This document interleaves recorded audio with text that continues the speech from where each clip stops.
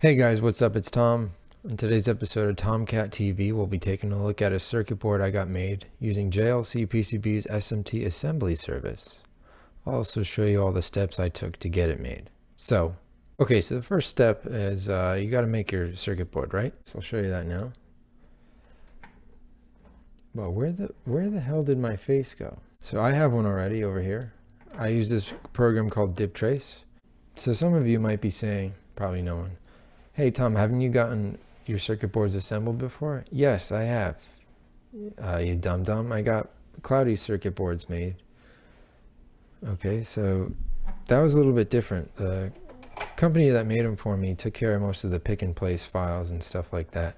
So when I saw that JLC PCB offered SMT service, I checked it out, but it seemed like kind of over my head. I didn't know how to generate the pick and place files, and I don't know, I didn't know where you get the parts from. I thought maybe you mail them parts or something, but then I watched a video from this guy named Damian McGuire who makes electronic vehicle conversions, and he got some boards made on JLC, and he kind of went through the process of all the files you need to prepare and all this stuff, so it made it much easier for me to do it.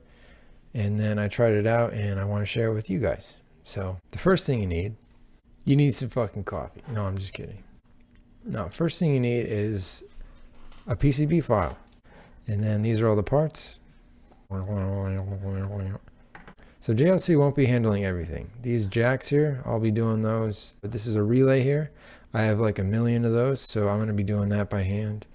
This is the AT Tiny 85 and surface mount package. They're out of stock, so I'll be doing that. This little digital switchy down here, yes, that's a switchy. They're out of stock of those as well, so I'll be doing that. The rest of it they'll do for me, and it should be pretty good. After you generate your Gerber files here, we'll move on to the next step.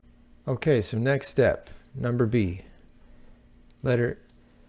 Next step is you need to generate a BOM, or a bill of materials, right? So over here in the comment, that's all my values, or what the part is. Designator is its actual value on the board. It corresponds with all these over here.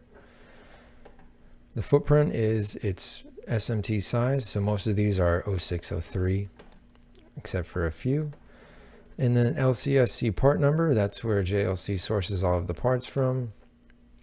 And I've looked up all of those parts on their part library, and I put them in there. So that's step 2. There's a fly in here.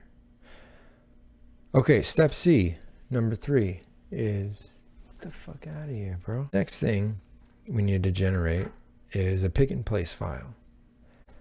So the BOM that I made, this I made from scratch. I just made a table and I filled in the stuff, right? But the pick and place file you can actually generate from DipTrace. You just go to pick and place. Very simple, right? The only thing to note here is to coordinate by component center. And then after you export it, you'll get something that looks like this. It's got a lot of stuff in here. You don't need all of it. You can delete these two, name, pattern. You can delete value too. So after you do that, it'll look like this. Designator, mid-X, mid-Y, layer, and rotation. One thing I noticed using DipTrace is sometimes the rotation was off of a few parts, mainly ICs. So I just change them accordingly. For example, take 180. Change it to 90. Okay, so we've exported our Gerber files from DipTrace, we've exported our pick and place file, and we've created our bill of materials. So then we head over to JLC's website. JLC is not doing the SMT assembly right now because of the coronavirus, so I can't show you the steps like in real time. But basically all you do is you head over to JLC's website, you upload your Gerber file, and then it'll ask you if you want to do SMT assembly, and then you'll pick which side you want the assembly on. So for mine, it was top. Then you'll upload your bill of materials and your pick and place file. And then it'll show up with a list of all those parts that you selected from LCSC, and it'll let you know if they're in stock or not, and if they're an extended or basic part. Now, what the difference there is, so JLC's SMT assembly service, that uses pick and place machines, right? So if one of your parts is a basic part, all that means is that it's a part that's already on their machines all the time on their reels. And if it's an extended part, it means it's a part that they have to actually load onto their reels and add to their machine. So you get like a little bit of an extra fee for every extended part, and I think you're limited to like 10 or something. After you see all your parts in stock or whatever, or if they're not in stock, it lets you know that they're not in stock and that they're not going to populate it. Then it'll show you a 3D preview of your board with all of the parts placed on it. And that's where I realized that some of my parts weren't placed in the right orientation. So that's how I knew how to change them on my pick and place file. And that's how I confirmed that everything was accurate and correct. Then you check out, you pay for your stuff. And if you do DHL shipping like I did, it'll come in like 6 days. Pretty crazy, huh? From a file here to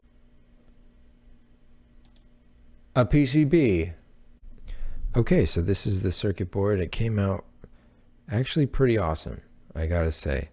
This is a 1210 package capacitor right here. That's a multi-layer ceramic capacitor in the 47 microfarad value. I know some of you might be thinking, oh, you shouldn't use 47 microfarad in SMT multi-layer ceramic because it's probably gonna shift and break the layers in there, and then you'll get a short, and then everything will be entirely fucked up.